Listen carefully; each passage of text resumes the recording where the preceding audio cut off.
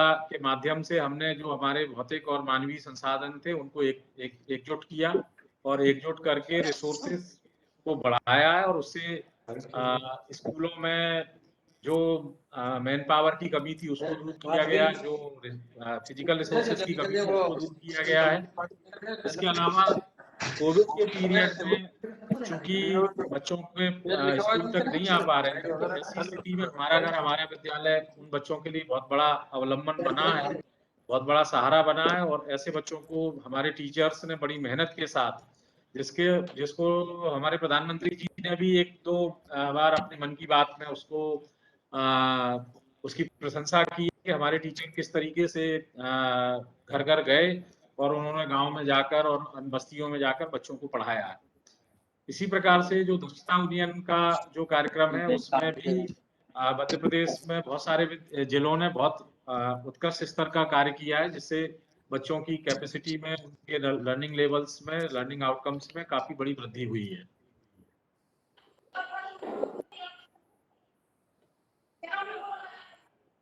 लेकिन इतने सारे इनोवेशन के बावजूद भी अभी भी हमें मालूम है कि अभी वर्तमान में जो हमारी व्यवस्था है वो उससे जो अपेक्षाएं हैं उसके हिसाब से हम काम नहीं कर पा रहे हैं, और उसके बहुत सारे कारण हैं। अभी आप देख रहे होंगे कि अगर क्लास 1 में 100 बच्चे एडमिट होते हैं तो कक्षा 8 पार करते हुए केवल 67 बच्चे ही क्लास 8 को पास कर पाते हैं, और क्लास 10 को पास करने वाले बच्चे केवल 23 बच्चे रह जाते हैं, और अल्टीमेटली स्कूली शिक्षा जो 12 वर्ष की है उसको पूर्ण करने वाले केवल 12 बच्चे होते हैं।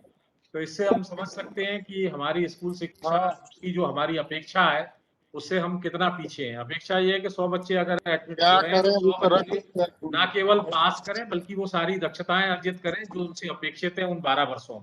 अच्छा जी, सर फंसे हैं। नितिन सक्सेना जी कृपया अपना बंद रखें। सीएम राइज स्कूल के पीछे ऑब्जेक्टिव ये है कि एक साथ हम बहुत सारे स्कूल उस लेवल के नहीं बना सकते, लेकिन क्रमशः हम मध्य प्रदेश की जो आवश्यकताएं हैं उनको ध्यान में रखते हुए प्रदेश के सभी बच्चों को एक बहुत बेस्ट इन क्लास स्कूल दे दें। और उसी दृष्टि से ये 10 वर्ष की कार्य योजना बनाई गई है, जिसमें ये प्रयास है कि हम 15 किलोमीटर की रेडियस में एक बहुत ही गुणवत्ता युक्त बेस्ट इन क्लास स्कूल आपको उपलब्ध कराएं, जिसमें ट्रांसपोर्ट के माध्यम से बच्चों को ले जाया जा सके ताकि हर गांव का, हर बस्ती का बच्चा उसमें अच्छी तरह से शिक्षा प्राप्त कर सके। कुल इस प्रकार से 9200 स्कूल हम लोग डेवलप करेंगे, और उसका कारण ये है कि प्रदेश में लगभग 9200 ही हाई स्कूल हायर सेकेंडरी है, क्योंकि हम चाहते हैं कि सारे बच्चे स्कूल केजी से 12वीं तक रहें, इसलिए ये संख्या 9200 का लक्ष्य रखा गया। हेलो करते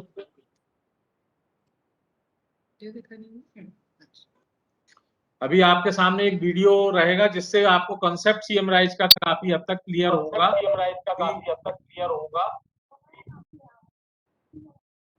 माइक कृपया सभी म्यूट पर रखें।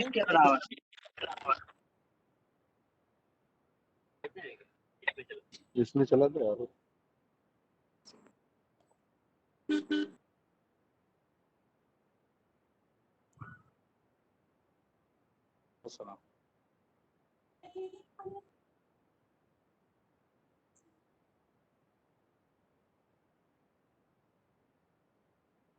से जूझते रहेंगे। प्रश्न विचारणीय है। ऑनलाइन मीटिंग और आत्मनिर्भर मध्य प्रदेश की नई पीढ़ी को तैयार करने के लिए एक निर्णायक पहल की जरूरत है। एक ऐसी पहल जिससे समग्र सुविधाओं के साथ बच्चों का भविष्य गढ़ा जा सके। हमारी प्रस्तावित योजना के अंतर्गत स्थापित स्कूल बेहतर परिसर, उत्कृष्ट शिक्षक, उन्नत सुविधाएं एवं संसाधन प्रदान करेंगे। यहाँ science labs, library, digital classrooms जैसे आधुनिक शिक्षा के संसाधन मौजूद होंगे। साथ ही खेलकूद, कला, संगीत, पर्सनालिटी डेवलपमेंट जैसी सह पाठ्यक्रम गतिविधियां भी निरंतर संचालित होंगी, जिससे बच्चों का बहुमुखी विकास हो। हमारे ये स्कूल प्रत्येक 15 से 20 किलोमीटर के दायरे में मौजूद होंगे। अब मध्य प्रदेश में पक्की सड़कों की पहुंच है, इसलिए स्कूल द्वारा बच्चों को बड़े शहरों की तर्ज पर पहुंचाया जा सकता है। स्कूल केजी से 12वीं कक्षाओं तक होंगे। इनका संचालन निर्विघ्न होगा। निश्चित तौर पर हमारी ये पहल प्रदेश के स्कूली शिक्षा इतिहास में एक अभूतपूर्व परिवर्तन की नींव रखेगी।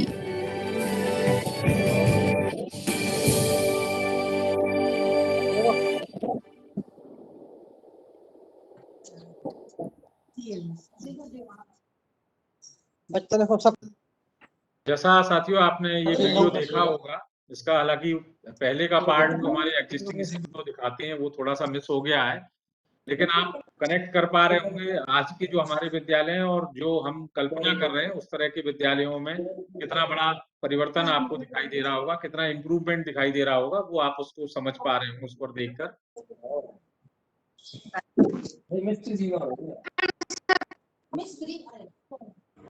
कृपया म्यूट पर अपने आप को रखे बनाए रखें।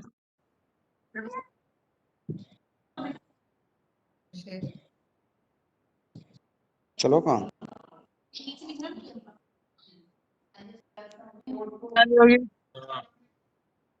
कृपया अपने आप को म्यूट पर रखें। और सीएम राइज स्कूल के बारे में मैं आपको बता दूं कि जो 350 स्कूल अभी बनना प्रारंभ होंगे उनका बाकी इंफ्रास्ट्रक्चर का प्रोसेस स्टार्ट कर दिया गया है।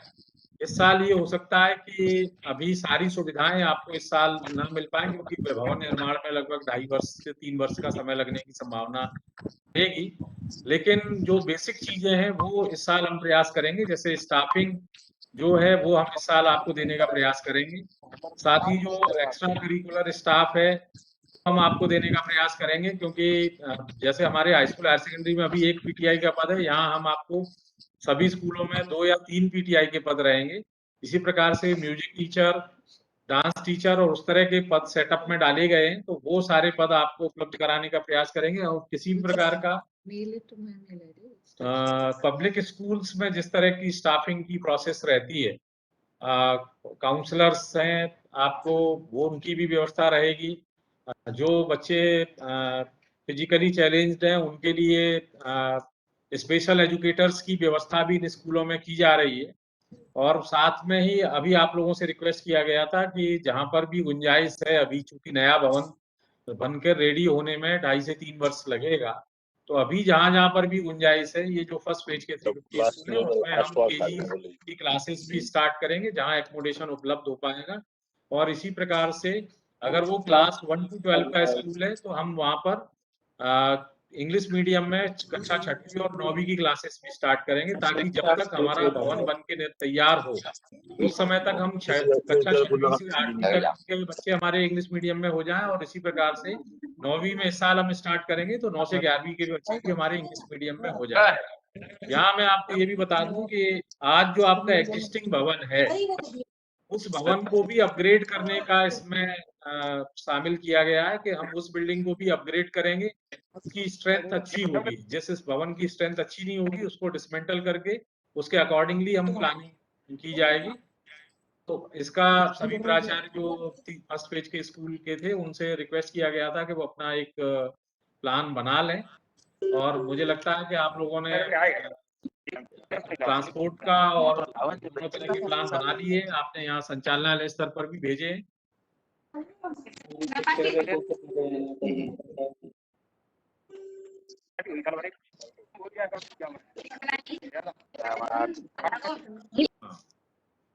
तो ये प्रेजेंटेशन आपके सामने आए, उसके पहले जो जैसे आपने जो मूवी अभी आपको एक दिखाई गई थी, उस मूवी से आपने अपना एक विजन डेवलप किया होगा कि जो स्कूल आपके सामने होने वाले हैं अगले 2.5-3 साल के अंदर जो डेवलप होने वाले हैं उनमें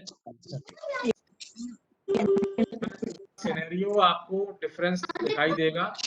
और यहाँ जिन टीचर्स को हम लोग डिप्लॉय करेंगे उन टीचर्स के लिए भी काफी सारे प्रावधान किए गए हैं ताकि उनका एक्सपोजर विजिट उनके लिए करवाई जाएगी, ट्रेनिंग्स भी बहुत एक्सटेंसिव ढंग से कराई जाएगी। फिर मैं ये कहना चाहूंगा कि आप ये जो प्रेजेंटेशन देख रहे होंगे अपने सामने,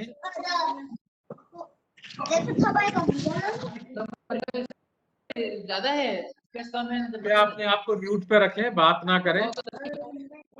अभी आप देख रहे होंगे सामने कि ये प्री प्राइमरी क्लासेस का एक व्यू है जो अपेक्षित है कि हम इस प्रकार के प्री प्राइमरी क्लासेस डेवलप करें जिनके वॉशरूम्स इस प्रकार के प्रिंट रिच हों जो बच्चों और जिसमें बच्चों को बहुत अट्रैक्टिव जो रहे। इसी प्रकार से आप देख रहे होंगे ऑडिटोरियम वगैरह की फोटो भी आपको दिखाई दे रही होगी, ग्राउंड भी दिखाई दे रहा होगा। तो इस तरह से सारी इंफ्रा की व्यवस्थाएं हम लोग करने का प्रयास कर रहे हैं।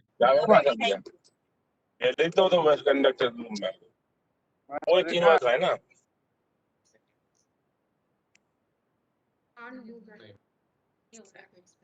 यहाँ पर जैसा आप देख रहे होंगे कि जो की फीचर्स हैं कि सीएम राइज स्कूल में हमने 8 कंपोनेंट की माने हैं। पहला ये कि यहाँ पर एक बहुत ही डेडिकेटेड एडमिनिस्ट्रेटिव और सपोर्ट स्टाफ हो। एडमिनिस्ट्रेटिव सपोर्ट स्टाफ के बारे में बता दूं आपको कि इन स्कूलों में हम लोग एक एस्टेट मैनेजर का पद क्रिएट कर रहे हैं जिससे जो प्रिंसिपल्स के ऊपर लायबिलिटी रहती है स्कूल की जो छोटी मोटी व्यवस्थाओं के बारे को करने के बारे में, वो रिपेयर की हो चाहे मेंटेनेंस की हो चाहे और बाकी आवश्यकताएं हैं, वो सारा काम एस्टेट मैनेजर के थ्रू किया जाएगा। इसके अलावा जो सपोर्ट स्टाफ है जैसे साफ सफाई का, सिक्योरिटी का कर रहे हैं। तो जो तीसरी प्राचार्यों की बड़ी समस्या रहती है कि उनके पास नॉर्मली डेटा एंट्री ऑपरेटर या मिनिस्ट्रियल स्टाफ पर्याप्त नहीं होता है। तो यहाँ हम आपको पर्याप्त डेटा एंट्री ऑपरेटर और मिनिस्ट्रियल स्टाफ भी देंगे ताकि प्राचार्य और टीचर पूरी तरह से केवल टीचिंग लर्निंग प्रोसेस में अपने आप को इनगल्फ कर पाए, अपने आप को उसमें जोड़ पाए और बाकी जो उनके ऊपर लायबिलिटीज रहती हैं उन लायबिलिटीज से वो मुक्त रहे।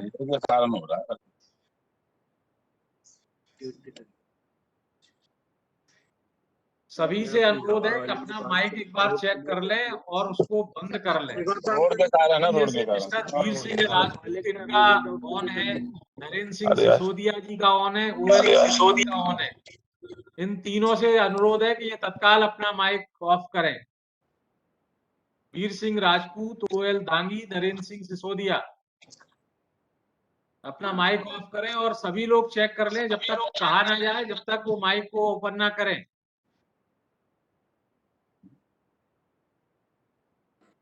दूसरा जो सीएम राइज स्कूल में की उसका प्रपोजल ये है कि यहाँ पर हम 100% टीचर्स की अवेलेबिलिटी इंश्योर करेंगे। और जैसा आपको मालूम है कि जैसे अभी प्राइमरी में केवल दो टीचर्स का सेटअप है 1 to 5 क्लासेस के लिए, तो multi grade multi level teaching होती है। तो इन स्कूलों में इस प्रकार की टीचिंग नहीं होगी। हर क्लास के लिए कम से कम एक टीचर अनिवार्य रूप से उपलब्ध कराया जाएगा सभी क्लासेस के लिए। और इनमें जो पीटीआर रखा गया है, पीपल टीचर रेशियो रखा गया है, वो रखा गया है, यानी 4 क्लासेस के बाद एक एडिशनल टीचर भी यहाँ उपलब्ध कराया जाएगा। इस प्रकार से टीचर्स का 100% यहाँ पर इंश्योर किया जाएगा अवेलेबिलिटी। इससे ये मिस्टर बालचंद सेन ने अपना माइक ऑन कर लिया है, बंद करें। वीर सिंह राजपूत जी बंद करें। तो लोग जुड़े हुए हैं उनसे ओपन ना करें, माइक बंद रखें।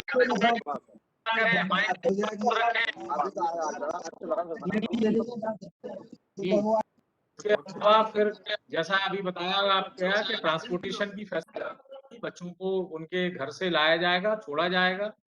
पेरेंट्सल एंगेजमेंट की भी एक बहुत स्ट्रॉन्ग व्यवस्था इसमें की जा रही है।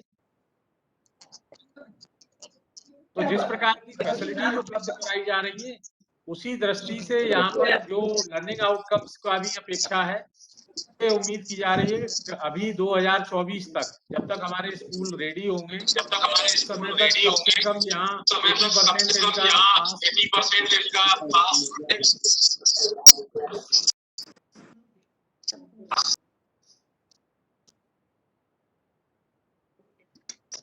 इसके अलावा जो बच्चे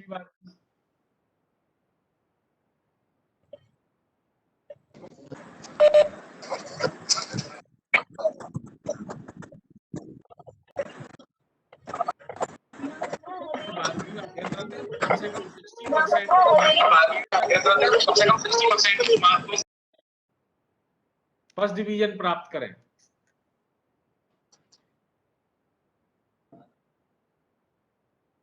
एक और बड़ा ऑब्जेक्टिव इन स्कूलों के साथ रखा गया है, वो ये रखा गया है कि बच्चे जो जेई, नीट, अन्य जो क्लैट और अन्य जो एग्जाम्स होती हैं उनमें भी बड़ी संख्या में सिलेक्ट हों। और एनईपी का जो ऑब्जेक्टिव है, एनईपी के ऑब्जेक्टिव के को भी हम सभी दृष्टिकोण से प्राप्त कर पाए, हमारे सारे बच्चे 21st सेंचुरी स्किल्स से, लाइफ स्किल्स से लैस हों, ये भी इसका एक ऑब्जेक्टिव है।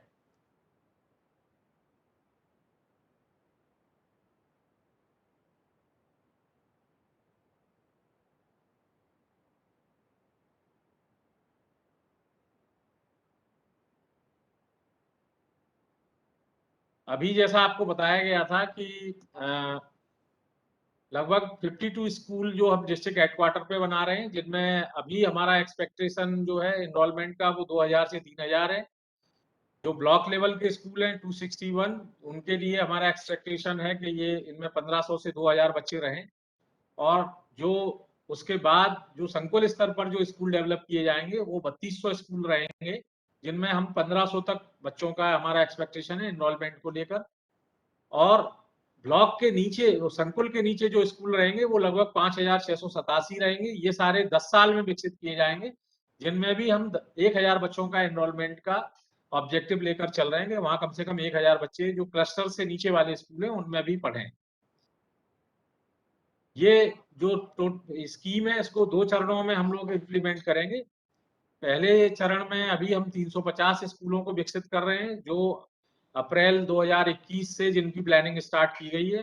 आपको विदित है कि कैबिनेट से हमें जून मंथ में अप्रूवल प्राप्त हो चुका है इसका, और अब इंफ्रास्ट्रक्चर को और अन्य चीजों को लेकर प्लानिंग स्टार्ट चल रही है। और उसी सिलसिले में अभी आप लोगों से आज बात की जा रही है कि टीचर्स को किस तरह से इस सब के बारे में जानकारी देना, प्रिंसिपल्स को जानकारी देना, ताकि हम जो प्रदेश में उपलब्ध बेस्ट टीचर और बेस्ट प्रिंसिपल्स हैं उनको इन स्कूलों में चयन के लिए प्रेरित कर सकें। ये हमारा आज की इस बीसी का और इस ओरिएंटेशन वर्कशॉप का ऑब्जेक्टिव है। तो पहले चरण में 350 स्कूल जो हम विकसित कर रहे हैं उनमें 52 स्कूल डिस्ट्रिक्ट लेवल के हैं, 261 ब्लॉक लेवल पे हैं और 37 क्लस्टर लेवल पर हैं। नेक्स्ट फेज में जो 8850 स्कूल जो हमें डेवलप करने हैं, उसमें क्लस्टर लेवल के स्कूल हैं 3163 और बाकी बिलो क्लस्टर लेवल के 5687 स्कूल होंगे। जो 24 के बाद 31 तक जिनको हमें डेवलप करना है, ये कुल 11 वर्ष की योजना है, जिसके तहत ये कुल मिलाकर 9200 स्कूलों को हमें सीएम राइज स्कूलों के रूप में डेवलप करना है।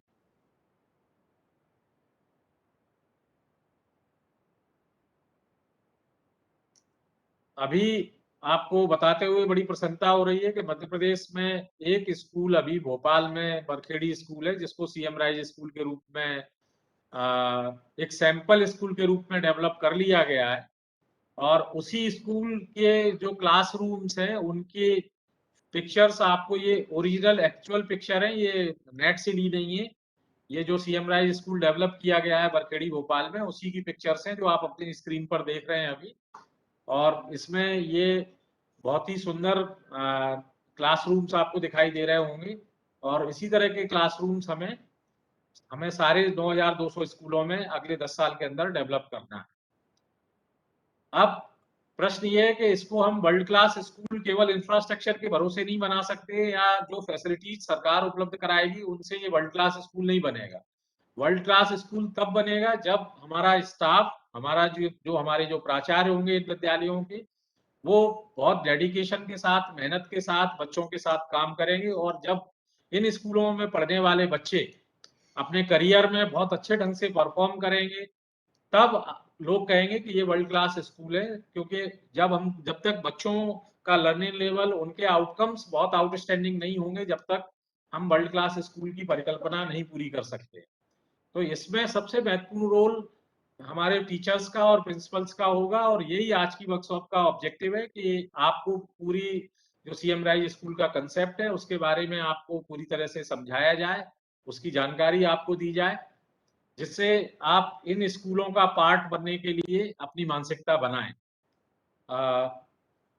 सीएम राइज स्कूल के जो प्रिंसिपल या टीचर होंगे, उनके बारे में जो परिकल्पना अभी हमारी है, इसका जो सीएम राइज स्कूल का जो विजन है, मिशन है, वो ये है कि हर प्राचार्य के दिमाग में एक बहुत क्लियर विजन और मिशन रहे, एक डिटेल्ड प्लान रहे कि हमको किस तरीके से इस स्कूल को वर्ल्ड क्लास स्कूल के रूप में डेवलप करना है। और शुरुआती ये 2 साल 3 साल बहुत चैलेंजिंग होंगे, क्योंकि अभी केवल विजन और मिशन और प्लान के सहारे ही हम वर्ल्ड क्लास स्कूल को आगे बढ़ा सकेंगे।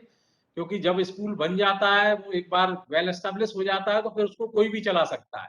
लेकिन जब तक चीजें एस्टेब्लिश नहीं होती, उस तब तक हमको बहुत ही मिशनरी ढंग से काम करने की जरूरत होती है, बहुत ही जील के साथ काम करने की जरूरत होती है। इसलिए हमें ऐसे प्रिंसिपल की जरूरत है जो बहुत क्लियर विजन मिशन के साथ इन स्कूलों में आए। उसी तरह के प्राचार्यों की हमें जरूरत है।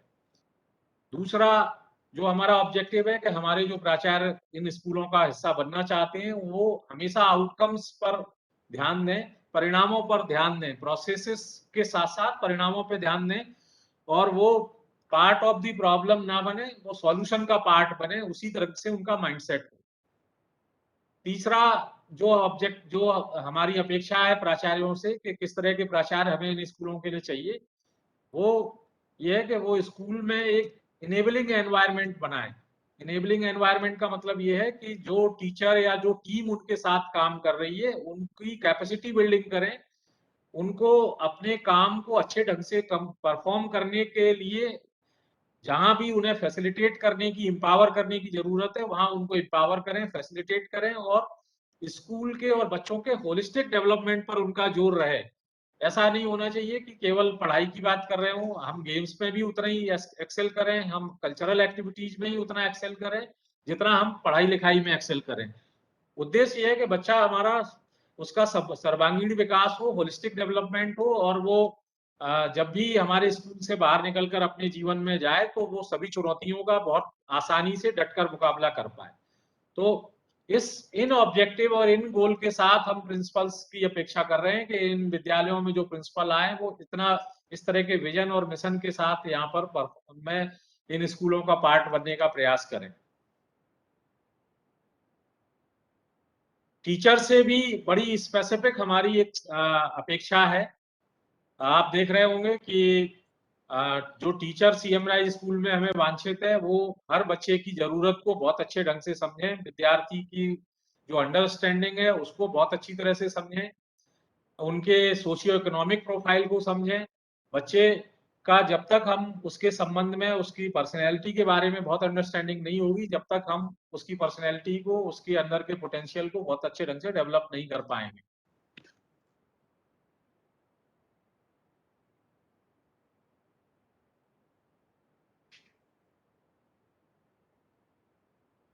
इसी प्रकार से जो पढ़ने और लिखने की जो पेडागोजी की जो टेक्निक्स हैं, उसमें बहुत ही ज्यादा इनोवेटिव होने की जरूरत है। ऐसा नहीं है कि हमने एक बार बीएड एमएड कर लिया और 20 साल 25 साल पहले जो सीखा था उसके बाद हमें ना कुछ सीखने की जरूरत है ना कुछ करने की जरूरत है।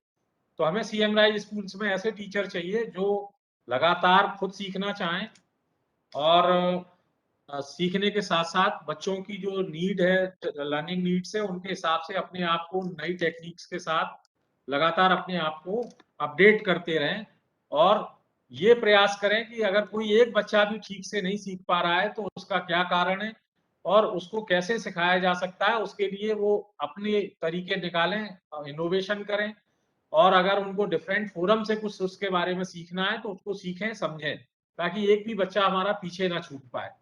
तो उस प्रकार की डेडिकेटेड टीचर्स की हमें जरूरत है। तीसरा जो हमारी सरकारी स्कूलों की बड़ी समस्या है कि हम लोग हमेशा रोट लर्निंग पर जोर देते हैं और ये कहते हैं कि कैसे भी बच्चा high school higher secondary pass कर ले और पास परसेंट हो जाए।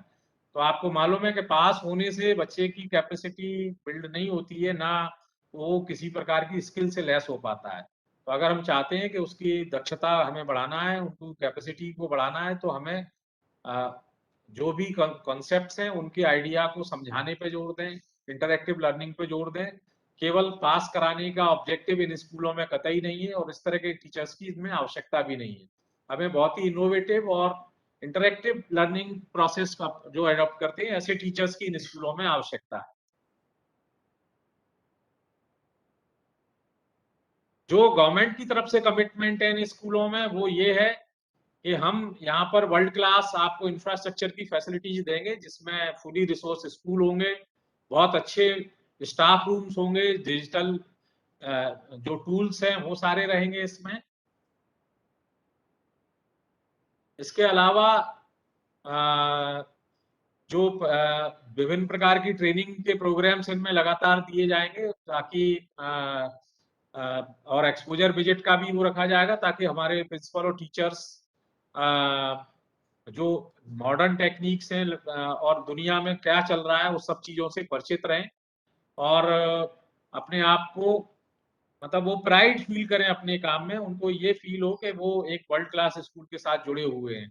अभी जब हम बहुत अच्छे पब्लिक स्कूल्स में जाते हैं तो और अपने स्कूल की तुलना करते हैं तो काफ़ी मैं देखता हूं कि हमारे टीचर्स में और उनमें एक प्रकार से डिसअपॉइंटमेंट होता है कि साहब हम क्यों नहीं ऐसे स्कूलों में पढ़ा पा रहे हैं या हमारे स्कूल ऐसे क्यों नहीं हो सकते हैं। तो ये सब हम सब के लिए एक कहना चाहिए कि गोल्डन अपॉर्चुनिटी है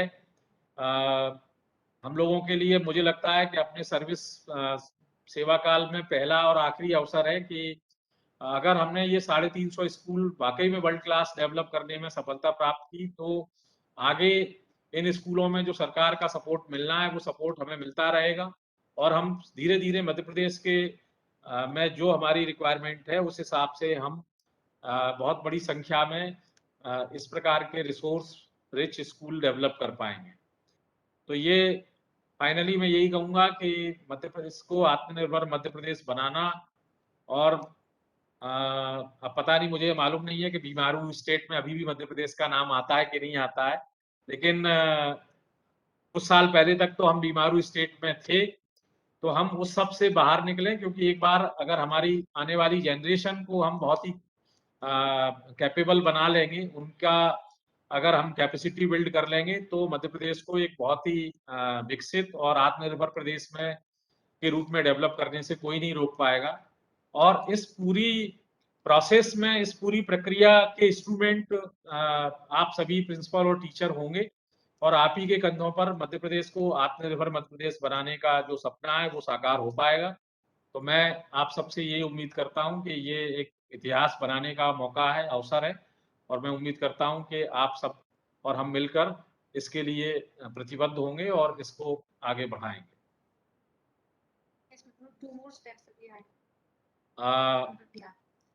तो ये आज की पूरी वर्कशॉप का जो ऑब्जेक्टिव था कि एक बार जो हमारे हेड टीचर, जो हमारे प्रिंसिपल्स हैं, जो हमारे टीचर हैं, उनको हम सीएम राइज स्कूल के कंसेप्ट के बारे में अवगत कराएं। उनके दिमाग में अगर कोई भ्रम हो, कोई किसी प्रकार का कोई प्रश्न हो तो उसको उत्तर दें और आप सबको आह्वान करें कि आप इन स्कूलों का पार्ट बने। मैं आपको बताऊं कि हमें जैसे सबको मालूम है कि कौन से टीचर बहुत अच्छे टीचर हैं, कौन से प्रिंसिपल बहुत अच्छे प्रिंसिपल हैं। अब सरकार चाहती तो उनको सीधे भी पोस्ट कर सकती थी वहां पर, लेकिन ऐसा ना करके सरकार की मंशा ये है कि जो टीचर और प्रिंसिपल इन स्कूलों में आए वो खुद एक विजन के साथ, एक मिशन के साथ, एक डेडिकेशन के साथ आए कि इस परिकल्पना के साथ आए कि हमें इन स्कूलों को वर्ल्ड क्लास स्कूल में डेवलप करना है और हमें अपने बच्चों को 21st सेंचुरी की स्किल्स के साथ लैस करना है। और मध्य प्रदेश में अभी नेस में हमारा टारगेट है कि हम कम से कम टॉप 5 पे आए और 2027 तक हम लोग पीसा में भी बहुत अच्छा करना चाहते हैं। और उसी प्लानिंग के साथ में जो पीसा मतलब जो इंटरनेशनल असेसमेंट है स्टूडेंट्स का, उसमें भी हम लोग चाहते हैं कि 2027 तक हम आउटस्टैंडिंग परफॉर्म कर पाए।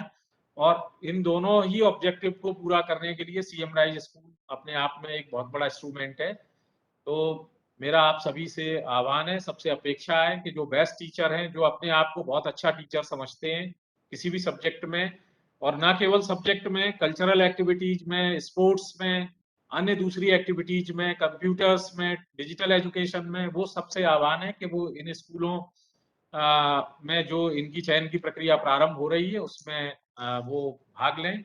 अभी इनकी चयन की प्रक्रिया के बारे में कामना मैडम आपको विस्तार से बताएंगी।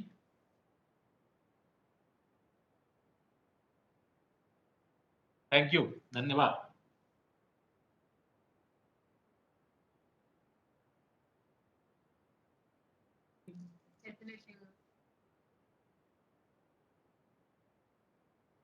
सभी को नमस्कार।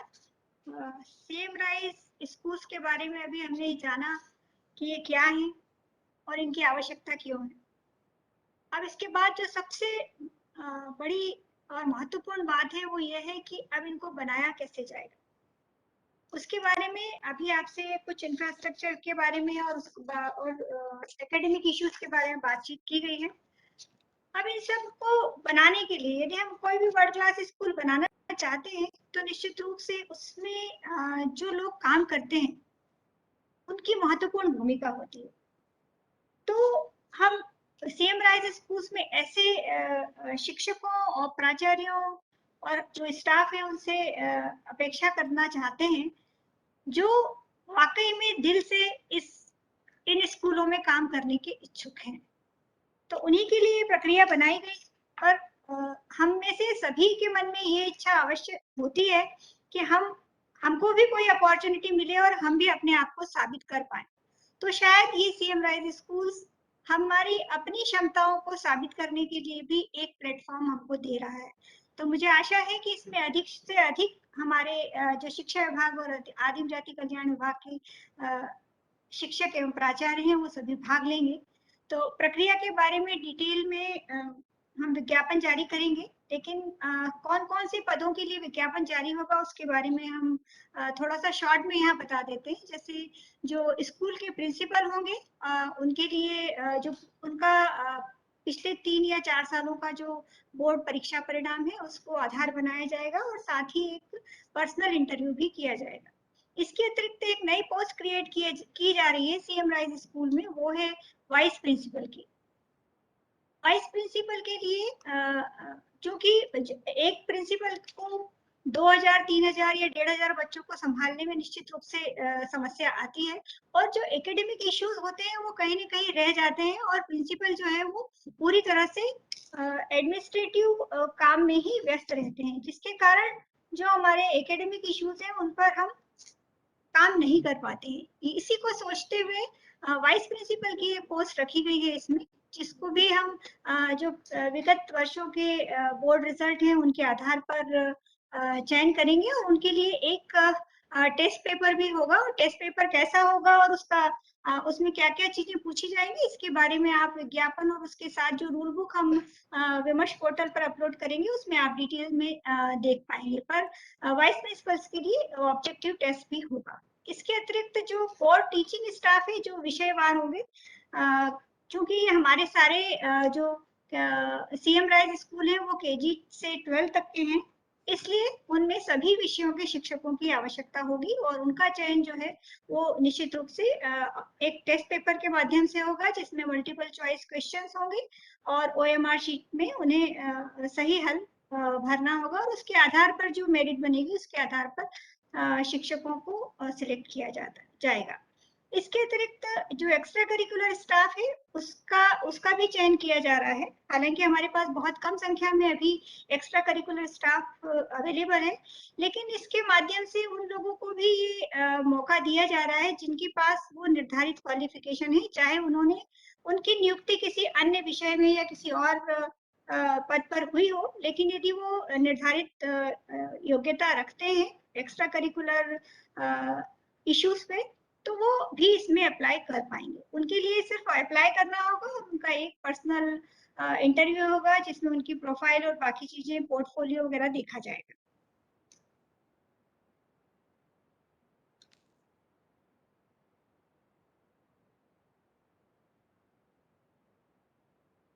तो जो भी लोग इसमें इंटरेस्टेड हैं, काम करना चाहते हैं, उनके लिए कल से 25 तारीख से 10 सितंबर तक वो आवेदन कर सकेंगे।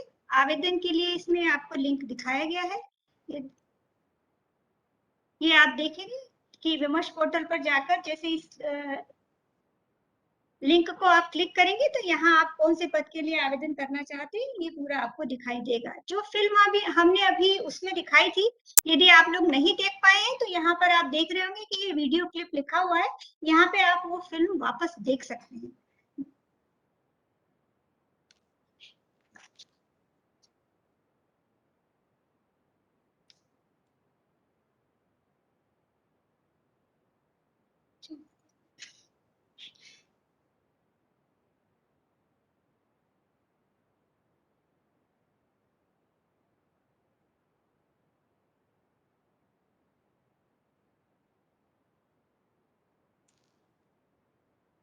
यदि इसमें आपको कोई समस्या आ रही है या कोई इशू है तो आप उसके लिए भी इसमें एक ईमेल एड्रेस दिया गया है। ये जो प्रेजेंटेशन है वो हम आपको सभी ग्रुप्स में भी डाल देंगे और विमर्श पोर्टल पर जहां आपके लिए लिंक दी जा रही है आवेदन करने की वहां पर भी डाल दिया जाएगा, ताकि आप जब भी देखना चाहें आप देख सकें।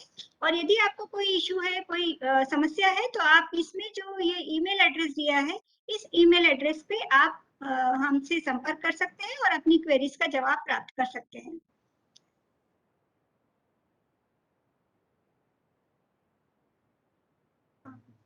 अब हमारा प्रेजेंटेशन यहाँ समाप्त हो रहा है। मैं हमारी आयुक्त महोदय अनुभव श्रीवास्तव मैडम से अनुरोध करूंगी कि वो भी हमको इस संबंध में मार्गदर्शन दें।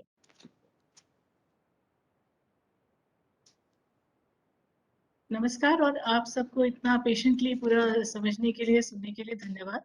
कुशवाहा जी और कामना मैडम ने बहुत डिटेल में आपको बताया है कि पूरी प्रक्रिया क्या रहेगी, विभाग का विजन क्या है और किस तरह से हम इसको एग्जीक्यूट करने के लिए स्ट्रेटेजीज बना रहे हैं।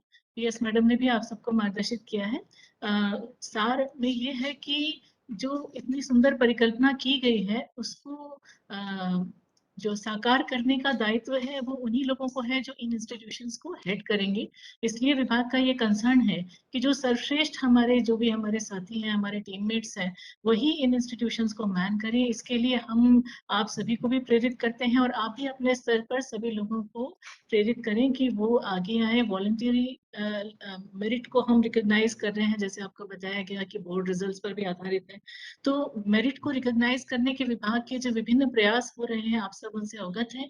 और उसी श्रृंखला में ये भी एक महत्वपूर्ण कड़ी है, क्योंकि इन इंस्टीट्यूशंस को केवल जो एग्जाम्पलर स्कूल तभी नहीं बनाया जा सकता है, जैसा कुशवाहा जी ने कहा, कि जबकि हमारे पास बहुत सारे साधन हो जाए, बल्कि आप ही लोग जो उसको लीड करेंगे वो लीडर्स ही सबसे महत्वपूर्ण है। तो हमारी चिंता यही है कि जो हमारे बेस्ट हैं वही इनको मैन करें, और उसके लिए हम आप सबको प्रेरित करना चाहते हैं और आप भी अपने लेवल से आगे इस चेन को आगे बढ़ाएंगे, ऐसा हमारा विश्वास है। एक यूनिट में बहुत ताकत होती है। एक शायर हुए हैं रूमी, उन्होंने कहा कि do not be an ocean, a drop in an ocean, be an ocean in a drop. एक व्यक्ति में बहुत शक्ति होती है, एक यूनिट में बहुत शक्ति होती है। यदि हमारी मंशाएं अच्छी हों, यदि हमारे निश्चय दृढ़ हों, तो हम बहुत सारा परिवर्तन अकेले भी बहुत अपने इंस्टीट्यूट में जहां भी हम हैं अपने आसपास ला सकते हैं। इसी भावना के साथ हम आज का ये डिस्कशन क्लोज करते हैं और उम्मीद करते हैं कि आप सब ये जो डिटेल्स बताए गए हैं इनको गंभीरता से लेंगे। बहुत मेहनत विभाग स्तर पर हो रही है सीएम राइज की, इससे जुड़े हुए सभी आयामों के एसओपीज तैयार करने, उसके लिए क्या क्या जरूरी है चीजें हैं, उन सबको टाई अप करने के लिए बहुत परिश्रम यहाँ पर हुआ है। और अब आगे उस श्रृंखला को एग्जीक्यूट करने के लिए, उसको साकार करने का जो जिम्मेदारी है वो अब आप सब लोगों के ऊपर है। तो आप सभी को धन्यवाद, और आप इन सब निर्देशों को ध्यानपूर्वक मनन करें। जहां भी दिक्कत हो, जो बताए गए हैं डिटेल्स, वहां पर आप कांटेक्ट करके जो भी आपकी दिक्कतें हैं उनको आप रिजॉल्व कर सकते हैं। Thank you very much. Thank you everyone.